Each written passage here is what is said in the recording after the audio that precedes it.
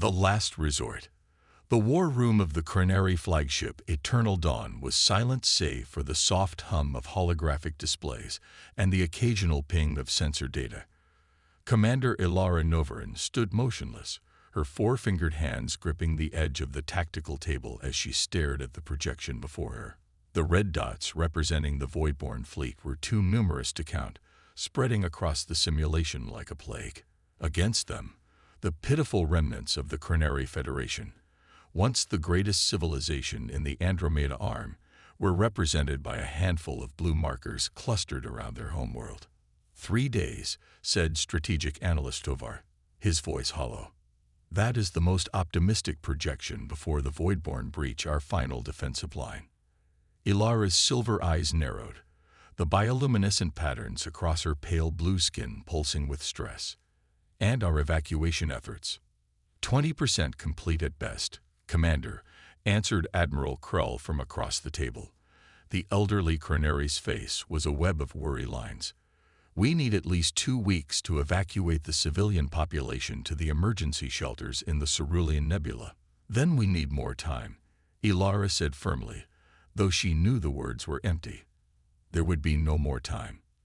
The Voidborn had systematically dismantled every defensive outpost, every colony, every allied world in their inexorable march toward the Crenary homeworld. Their technology was superior, their tactics ruthless, their numbers overwhelming. There is nothing more we can do, Krill said, voicing what everyone in the room was thinking. Our scientists have exhausted every technological solution. Our diplomats have begged every spacefaring race for assistance. Those who might have helped us have already fallen. Those who remain have retreated behind their borders, hoping the Voidborn appetite will be sated with our extinction. Ilara felt the despair in the room like a physical weight. She had served the Federation for nearly a century, rising through the ranks with unwavering loyalty and brilliant tactical acumen. But now, at the twilight of her civilization, all her knowledge, all her experience meant nothing. Yet something nagged at the back of her mind, a memory from her early days as a cadet, a forbidden archive she had stumbled upon during her studies. There is one option we haven't considered, she said slowly, her bioluminescent patterns shifting to a deep violet, a sign of profound unease among her kind. Commander, Tovar looked up, desperation making him eager for any suggestion, no matter how unlikely. The humans. The word fell into the room like a stone into still water. Ripples of shock spread across the faces of her officers. Admiral Krell's expression hardened. The humans are a myth, Commander, he said severely. A ghost story told to frighten cadets. With respect, Admiral, they were real. Ilara straightened her posture, conviction replacing uncertainty. 3 centuries ago, they were a rising power in the galaxy. Their technological development was erratic but explosive. Their military doctrine was unlike anything we've seen before or since. Even if they existed, countered strategic analyst Tovar, they vanished completely. No human vessel has been spotted in known space for over 200 cycles. They didn't vanish, Ilara said. They withdrew. After the Nexus conflict, when they single-handedly defeated the Mrazic Horde, a force 3 times the size of their fleet, they transmitted a message to all major powers in the galaxy. I read it in the sealed archives during my academy days. Her fingers danced across the control panel, pulling up an ancient text file. The holographic display flickered, then stabilized to show a simple message. To all spacefaring civilizations, we, the United Earth Concord, hereby withdraw from galactic affairs. Our borders are now closed. We will maintain no diplomatic presence, no trade relations, and no military alliances. We leave you with this parting wisdom. The galaxy you are building is not one we wish to participate in. However, should any civilization face extinction with no other recourse, a quantum beacon frequency is attached to this message. Use it only in the direst need, and understand that if we answer, we come not as saviors, but as a reckoning. Silence fell over the war room. The officers exchanged uneasy glances. Even if this message is authentic, Krell said, even if the humans still exist behind whatever borders they established centuries ago, why would they help us? We were not allies. We had minimal contact with them, even when they were active in galactic politics. Because, Ilara said, her voice quiet but firm, according to the historical accounts, this is what humans do. They intervene. They fight impossible battles. And most importantly, they win them. This is madness, one of the junior officers muttered. No, Ilara replied. This is our last hope. She turned to face Krell directly. Admiral, I formally request permission to activate the quantum beacon and contact the humans. Krell hesitated, his aged eyes reflecting the desperate situation displayed on the tactical screens all around them. Finally, he gave a reluctant nod. Do it, he said. We have nothing left to lose. Ilara moved swiftly to a secure terminal, entering her command codes and pulling up the ancient beacon frequency. The system warned her multiple times that she was accessing forbidden technology, but she overrode each warning. Finally, a simple interface appeared, a transmission button and a message field. What do we say? Tovar asked, peering over her shoulder. Ilara thought for a moment, then typed. To the United Earth Concord, the Crenary Federation faces extinction at the hands of the Voidborn Armada. All conventional defense has failed. We activate this beacon as per your ancient protocol. If humanity still exists, if you still honor your word, we ask for your intervention. Her finger hovered over the transmission button. In that moment, she felt the weight of her entire civilization's future. With a deep breath, she pressed it. The message disappeared from the screen, replaced by a simple status indicator. Tyrannus emission active. Now we wait, she said, turning back to her officers. Maintain our defensive positions. Every minute we can delay the Voidborn is another minute for a response. Hours passed with no reply. The mood in the war room, briefly lifted by this desperate gambit, began to sink once more into resignation. The Voidborn fleet continued its methodical approach, now less than 2 days from breaching the outer defense perimeter. Ilara refused to leave the transmission terminal, staring at the unchanging status indicator as if her will alone could force a response. She was about to reluctantly order another round of evacuation priorities when the terminal suddenly chimed. Transmission received. The room froze. Ilara's hands trembled slightly as she opened the message. It contained only 7 words. We receive. We come. Prepare for arrival. They answered. She whispered, then louder. They answered. How do we know this is actually the humans? Krell demanded, though a flicker of hope had ignited in his eyes. And even if it is, what can they possibly do against the Voidborn? Their fleet destroyed our entire armada. As if in answer to his question, the tactical display suddenly flashed with warnings. A massive energy signature had appeared at the edge of the system, a wormhole forming where no natural phenomenon should exist. Unknown vessel emerging. Called out the sensor officer. Configuration. I've never seen anything like it. The tactical display zoomed in on the anomaly. From the swirling vortex emerged a single ship, sleek, dark, and relatively small compared to the massive Crenary battlecruisers. That's it, someone said incredulously. One ship. Ilara felt her heart sink. Had she misunderstood? Was this some cruel joke played by a race that had abandoned the galaxy centuries ago?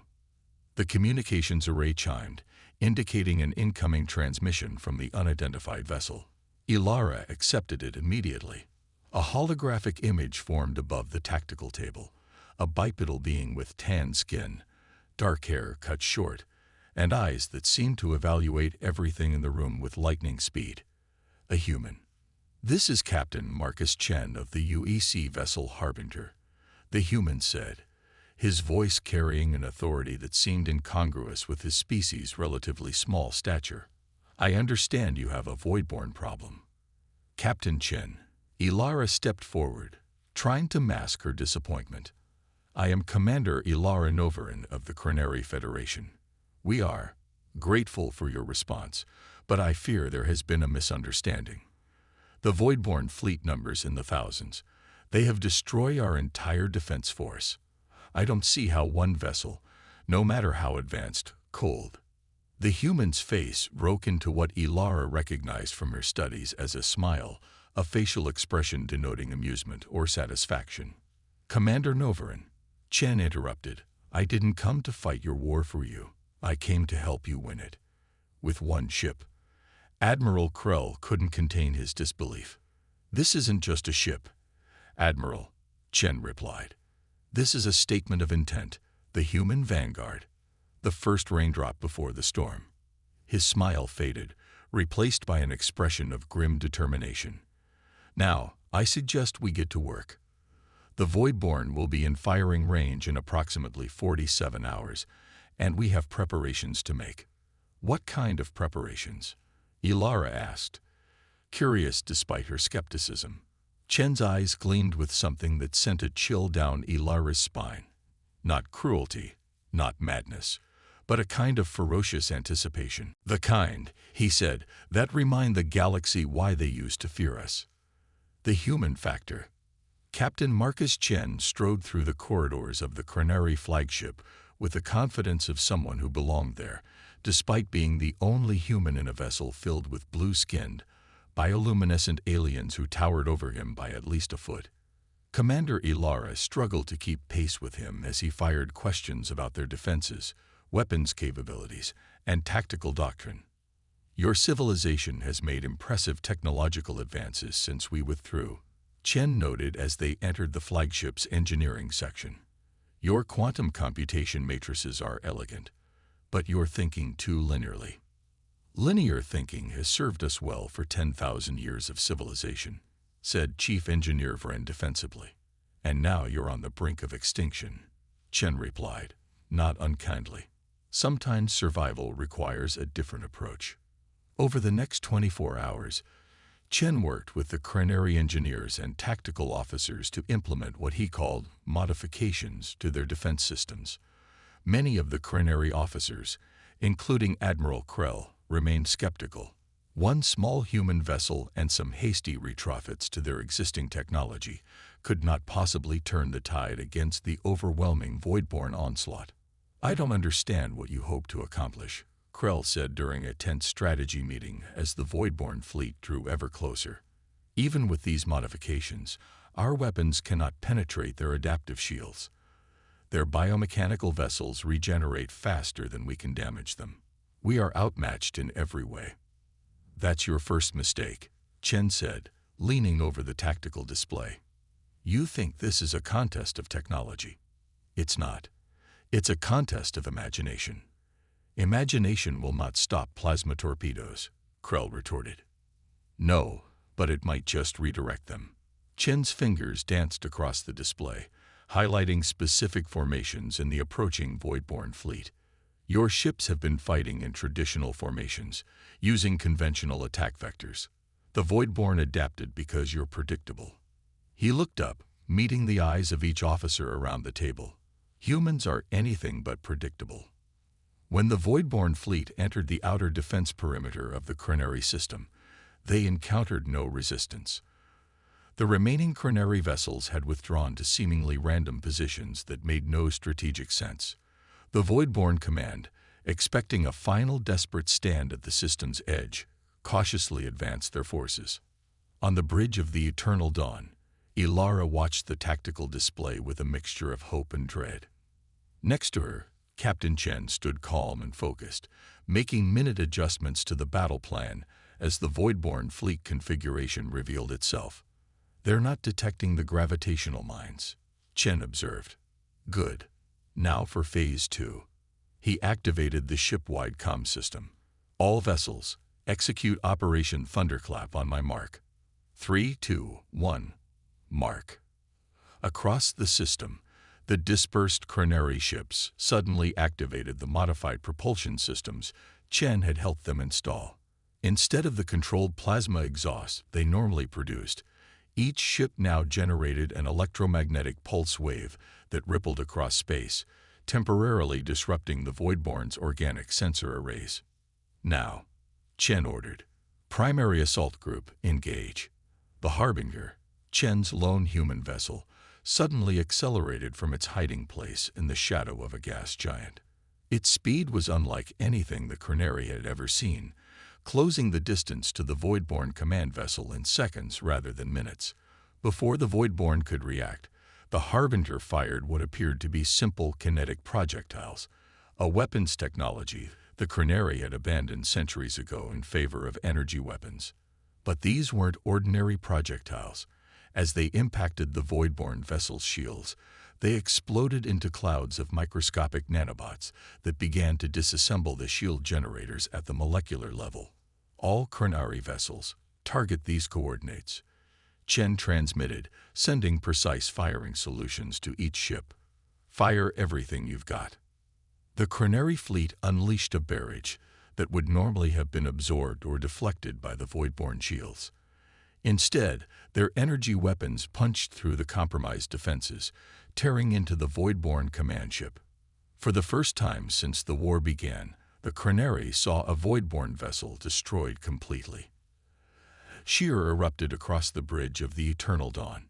Even Admiral Krell's stern features softened in momentary hope. But the battle was far from over. The remaining Voidborn ships quickly adapted their shield frequencies and began to coordinate a counterattack. "They're adapting faster than anticipated," Ilara reported, the momentary elation giving way to renewed concern. "Good," Chen said, surprising her. "That means they're afraid." "Afraid? They still outnumber us 100-1. Numbers aren't everything, Commander. The Voidborn rely on their technological superiority and their hive-mind tactical coordination. We've just proven both can be disrupted." Chen studied the display intently. "Now they'll try to overwhelm us with brute force. That's when we spring the real trap." As predicted, the Voidborn fleet regrouped and surged forward, abandoning their usual methodical approach in favor of overwhelming firepower. They closed on the Chronari defensive positions rapidly, energy weapons charging for a simultaneous barrage that would annihilate the remaining resistance. "All ships, execute Operation Looking Glass," Chen commanded. The Chronari vessels activated the final modification Chen had helped them implement, a network of quantum reflectors that for a few crucial seconds would mirror any energy directed at them back at its source. The technology was experimental, unstable, and would burn out almost immediately, but it didn't need to last long. The Voidborn fired. Their combined energy weapons discharge, enough power to destroy a small moon, streaked toward the Chronari fleet. For an instant, the quantum reflectors caught the energy, twisted it, and flung it back. Dozens of Voidborn ships were caught in their own attack, their shields calibrated to project outward, not to defend from their own weaponry reflected back at them. Chaos erupted in the Voidborn formation. For a species that operated on perfect coordination and predictable patterns, this unexpected development fractured their command structure. Ship turned against ship, firing at phantom targets or retreating from non-existent threats. "Now for the final," Chen said softly. He opened a channel directly to his own ship. "Harbinger, execute Protocol Omega. Authorization." Chen, terminal strike. The small human vessel, which had retreated to the edge of the battle, suddenly radiated an energy signature that dwarfed anything else in the system. It was as if a star had ignited in the void. "What is that?" Ilara gasped. "That," Chen said, "is why humanity withdrew from galactic affairs. The power we discovered was too great, the temptation to use it too strong. We chose isolation over the risk of becoming conquerors." From the Harbinger emerged what appeared to be a tear in the fabric of space itself, a controlled wormhole, but unlike any the Chronari had ever witnessed. Through this dimensional rift poured dozens of human vessels, each similar to the Harbinger, but distinctive in their configurations. A fleet that had been waiting, prepared, ready to answer the call when it finally came. "You had reinforcements all along," Admiral Krell demanded, his voice a mixture of relief and outrage. Why the deception? We could have been coordinating with your fleet from the beginning. Because I needed to see if you were worth saving, Chen replied honestly. If you could adapt. If you could think differently when faced with extinction. The Crenari have a reputation for rigidity, brilliant but set in your ways. I needed to know if you could change. He gestured to the tactical display, where the human fleet was now engaging the disorganized Voidborn armada with devastating efficiency. And you can. Which means there's hope for a lasting alliance. Within hours, the tide of battle had turned completely. The Voidborn, facing an enemy they couldn't predict and weapons they couldn't counter, began a full retreat. Those that couldn't escape were systematically destroyed by the combined Crenari human forces. As the last of the Voidborn fled the system, a stunned silence fell over the bridge of the Eternal Dawn. What had seemed like certain extinction just days ago had transformed into an impossible victory. Why? Ilara finally asked, turning to Chen. Why did you answer our call when you've ignored the galaxy for centuries? We weren't allies. We barely knew each other as species. Chen's expression grew solemn. Humanity has a long, complicated history, Commander. We've been both the conquerors and the conquered. We've committed atrocities and performed acts of tremendous sacrifice. But one thing has remained constant throughout our evolution. We cannot stand by and watch a genocide if we have the power to prevent it. He looked out at the view screen, where debris from Voidborn vessels drifted alongside the wreckage of Crenari ships. 300 years ago, we withdrew because we saw the galaxy heading toward a future of endless proxy wars, of technological arms races with no purpose except domination. We chose not to participate, but we never chose to abandon our moral responsibility. And now, Admiral Krell asked, will you withdraw again, now that the immediate threat is contained? Chen shook his head. The Voidborn will return, and not just to your worlds. This was just their vanguard. The full invasion is coming. He extended his hand, a human gesture of partnership that Ilara recognized from her historical studies. I think it's time for humanity to rejoin galactic affairs, starting with a formal alliance between the United Earth Concord and the Crenari Federation. Ilara took his hand, her 4 fingers wrapping around his 5 in a symbolic joining of their species. The galaxy will never be the same, she said. Chen's expression hardened with determination. That's the idea. Word spread quickly across the remaining worlds of the Crenari Federation, then to neighboring systems and beyond. The humans had returned from self-imposed exile, and they had brought with them not just advanced technology, but something more valuable, a different way of thinking about warfare, about survival, about what was possible. Throughout known space, other civilizations facing Voidborn incursions began to hope again, and in the darkness between stars, the Voidborn collective mind experienced something new and troubling: doubt. The legend of humanity was no longer a cautionary tale whispered among scholars. It was becoming a rallying cry, echoing across the stars. The humans have returned, and everything has changed.